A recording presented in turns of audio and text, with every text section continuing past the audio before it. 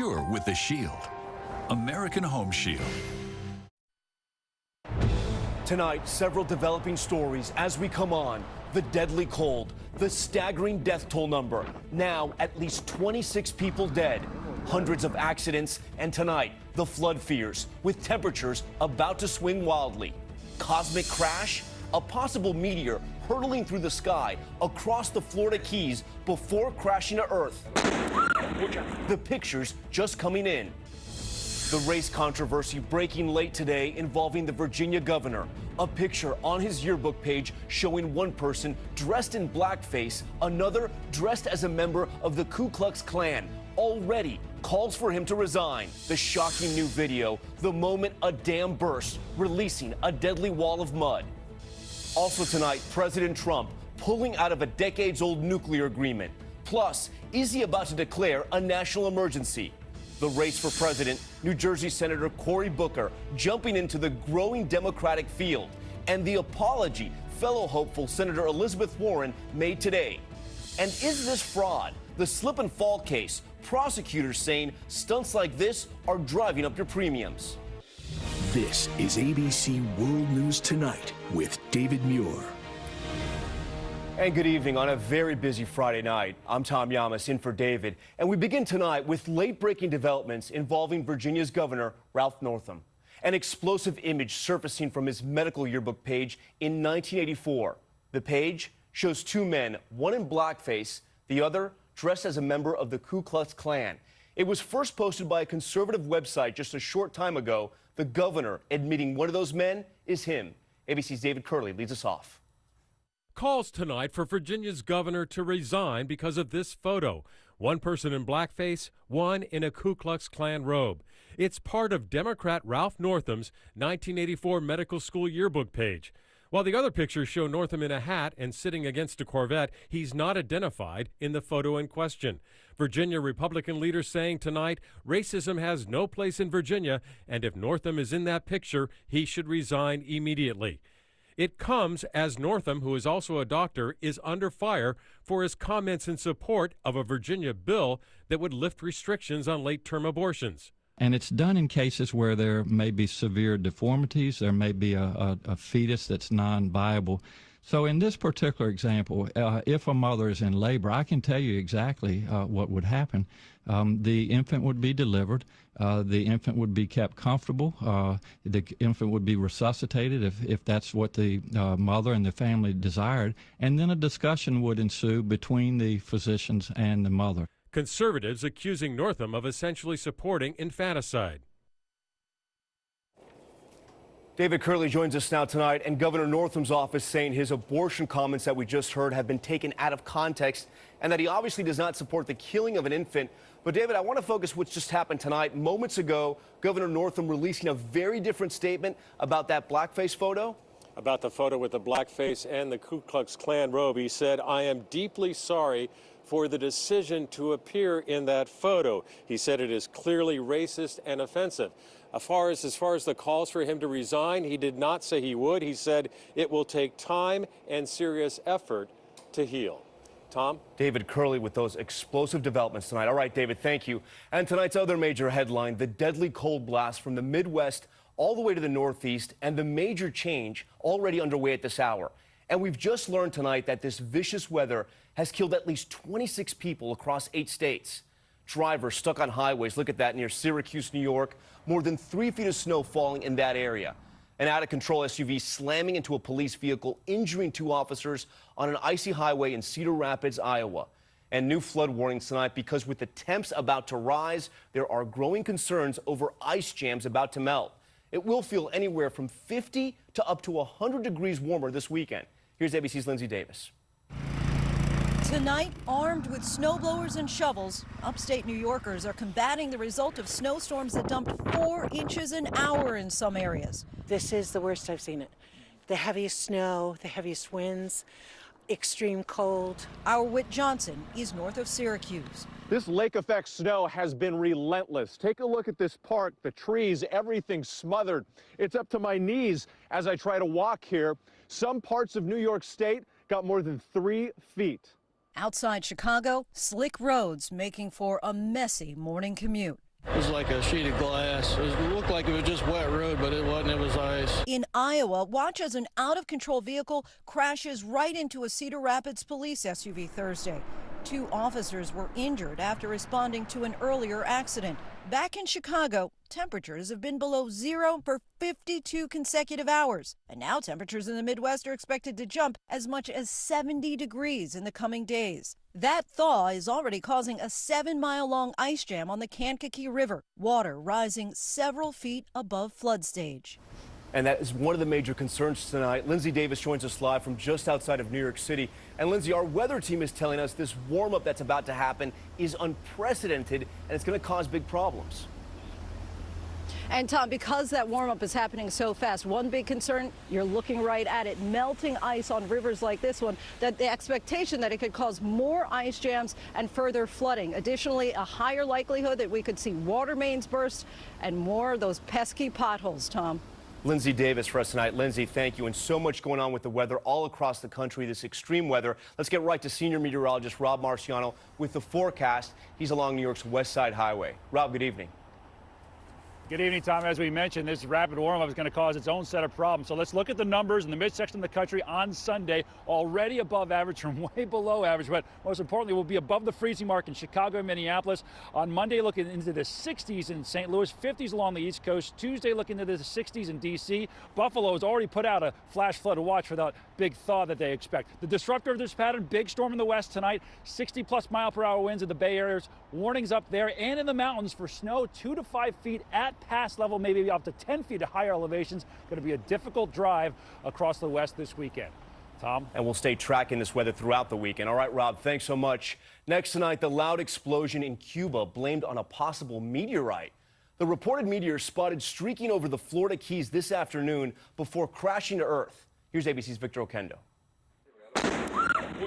Tonight, that startling noise from a possible meteor frightening people across the Cuban countryside.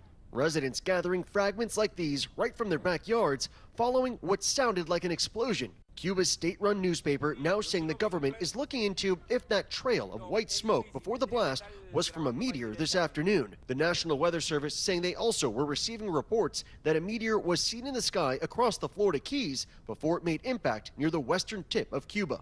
In 2013, this meteor exploded above Russia, injuring more than 1,200 people and damaging more than 4,000 buildings. NASA calling it the biggest meteor to hit Earth in more than a century. Tom, fortunately, so far in Cuba tonight, there are no reports of any major damage or injuries. Tom? Victor Oquendo for us tonight. Victor, thank you. Let's turn to politics now. President Trump gearing up for the State of the Union, taking his case to build the border wall right to the American people. The president saying there is a, quote, good chance he will declare a national emergency to fund that wall. And also today, President Trump pulling the U.S. out of a decades-old nuclear agreement. Here's ABC senior national correspondent Terry Moran. After backing down on the shutdown, President Trump today signaled he is ready to take more drastic action to get his wall. We will be looking at a national emergency. Why? Trump says the negotiations in Congress on border security begun as part of the deal that ended the shutdown are a waste of time. Because I don't think anything's going to happen. I think the Democrats don't want border security. Democrats insist they support border security, just not the wall. There's not going to be any wall money in the legislation. I think Nancy Pelosi should be ashamed of herself. Trump boasts he's already building tremendous amounts of the wall. We're building it with funds that are on hand. We're negotiating very tough prices. But that's not true. No new sections of border wall have been built during Trump's presidency. Some older sections have been renovated. To build the rest, the president claims he can use emergency powers to redirect funds, but that move would certainly be challenged in court. And Terry Moran joins us now live from the White House. And Terry, other big news today out of the White House, the president today pulling the U.S. out of a major nuclear weapons deal with Russia. That's right, Tom. It's a Cold War-era ballistic missile treaty that Russia's been violating for years that China never signed. President Obama spent years trying to bring Russia back into compliance. He couldn't do it. President Trump says the U.S. is out. Critics fear a new arms race with Russia and with China. Tom? Terry Moran with those new developments out of Washington. Terry, thank you. Next tonight to the new headline about Donald Trump Jr. and the Russia investigation. ABC News learning Senate investigators have determined blocked calls from the president's son made around the time of the Trump Tower meeting in 2016 were not to his father. Sources say investigators believe he was talking to two family friends. Congressional investigators have been trying to learn if then-candidate Trump had advanced knowledge of the meeting with a Russian lawyer after his son had been promised damaging material on Hillary Clinton, or if the president was debriefed afterwards. Next tonight, to the police officer under fire in Detroit.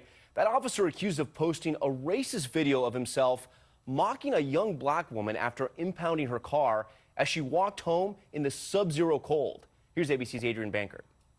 Priceless. Tonight, a Detroit officer is under fire for posting this on Snapchat. He and his partner appeared to mock a woman they've stopped for driving with expired registration. Walk of shame in the cold. Officers ordered Ariel Moore's car towed. Despite sub-zero temperatures, the police chief says she declined a ride home and began walking when Officer Gary Steele posted to Snapchat. I'm angry because this was a racially insensitive post. The filter on that post reads, "Celebrating Black History Month," and "What black girl magic looks like." Then one officer says this dismissive phrase. Bye, Felicia. When Moore saw the video, she was at a loss. I'm kind of shocked. Don't really know how to feel right now. What they put on there, that's racist.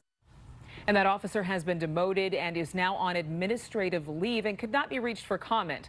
The second officer, Tom, is also under investigation. All right, Adrian, thank you. Now to Empire star Jussie Smollett breaking his silence for the first time since reporting a brutal attack in Chicago. Smollett assuring fans he is okay after claiming two men beat him, yelled racial and homophobic slurs, and then put a noose around his neck and doused him with a chemical. He says he's working with authorities and has been 100% factual. Police are searching for two persons of interest seen on this surveillance video you see right there. And we do move on to some disturbing headlines involving the Catholic Church out of Texas tonight. Nearly 300 priests and clergymen accused of sex abuse, the names posted online by all 15 of the state's dioceses, allegations dating back to the 1950s. An estimated nearly 7,000 priests across the country have been accused of abuse. Now to the 2020 race for president tonight. Make room for one more contender. Senator Cory Booker announcing his presidential bid today, joining the already crowded Democratic field that also includes Senate colleagues Kirsten Gillibrand, Kamala Harris, and Elizabeth Warren. And more potential candidates are now waiting in the wings. Here's ABC's Kira Phillips. Senator Cory Booker launching his campaign for president from his own front steps in Newark, New Jersey. Hermana. Hola, ¿cómo está? His neighbor cheering him on. I always say I got my BA from Stanford, but my PhD on the streets of Newark. Booker looking to carve out his place in an already crowded Democratic field. I'm the only senator who goes home to a low-income inner-city community, the first community that took a chance on me. He's the fourth senator to get into the race and the second African-American to launch their campaign this week as Black History Month gets underway. Senator Kamala Harris kicking off her campaign in Oakland to a crowd of 20,000 people. All right, Kira Phillips joins us now from Washington. And Kira, another senator in the race apologizing tonight. That's right, Tom. Tonight, Elizabeth Warren apologizing to the Cherokee Nation for her controversial attempt last year to prove her Native American ancestry by releasing the results of a DNA test. This is an about-face for Warren, who spent months standing by her actions. Tom? Kira Phillips with news from the campaign trail tonight. All right, Kira, thank you. And new developments in the confusion surrounding the planned Foxconn factory in Wisconsin. The company now says it will still build the multi-billion-dollar manufacturing plant following a personal conversation with President Trump. A Foxconn executive had said they were considering making their LCD screens in Mexico instead of the U.S. They are going forward now with that factory plans here in the States. Now to your money and major news involving the American economy. The Labor Department says U.S. employers added a surprising 304,000 jobs last month during the government shutdown. The unemployment rate rising to 4%, the country adding jobs for 100 straight months, the longest period on record. And there's still much more ahead on World News Tonight this Friday. The frightening moment caught on camera. Several injured. Take a look at this when an escalator malfunctions, speeding up, sending